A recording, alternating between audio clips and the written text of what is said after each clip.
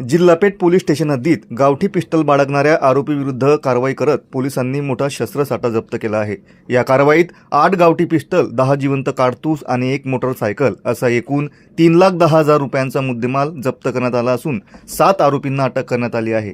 Jilhapeth police station येथे CCTNS number 44/2026 अन्वये भारतीय शस्त्र अधिनियम 1959 कलम 325 प्रमाणे दिनांक 1 मार्च 2024 रोजी गुन्हा दाखल करण्यात आला होता।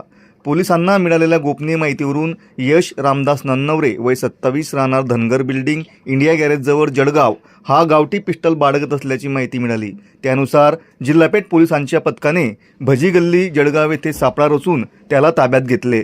अंगझडती दरम्यान त्याच्याकडून एक गावठी पिस्टल जप्त करण्यात आले। चौकशी दरम्यान त्याने ही पिस्टल केशव सुनील भालेराव राहणार वरंगाव याच्याकडून घेतल्याचे सांगितले। त्यानंतर पोलिसांनी भालेराव याला ताब्यात घेऊन चौकशी केली असता त्याने ही पिस्टल समाधान बळराम निकम राहणार अंजाडे तालुका यावल याच्याकडून विकत घेतल्याची माहिती दिली।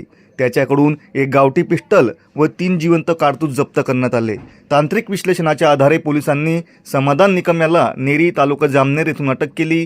चौकशी दरम्यान त्याने मध्य प्रदेशातून गावठी पिस्टल आणून विविध व्यक्तींना विक्री करत असल्याची कबुली दिली।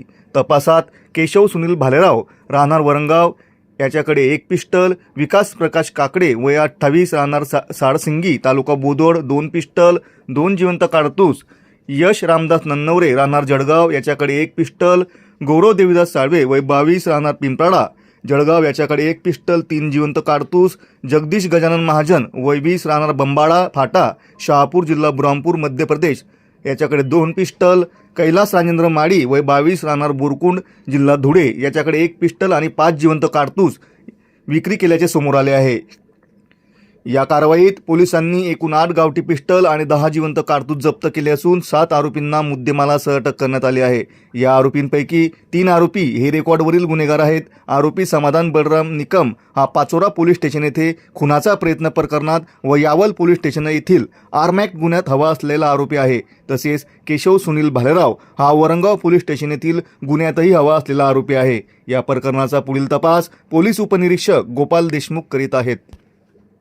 जिल्हापेठ पोलीस स्टेशन हद्दीत गावठी पिस्टल बाळगणाऱ्या आरोपीविरुद्ध कारवाई करत पोलिसांनी मोठा शस्त्रसाठा जप्त केला आहे।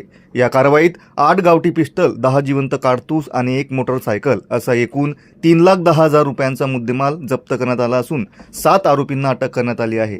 जिल्हापेठ पोलीस स्टेशन येथे CCTNS नंबर 44/2026 अन्वये भारतीय शस्त्र अधिनियम 1959 कलम 325 प्रमाणे दिनांक 1 मार्च 2024 रोजी गुन्हा दाखल करण्यात आला होता।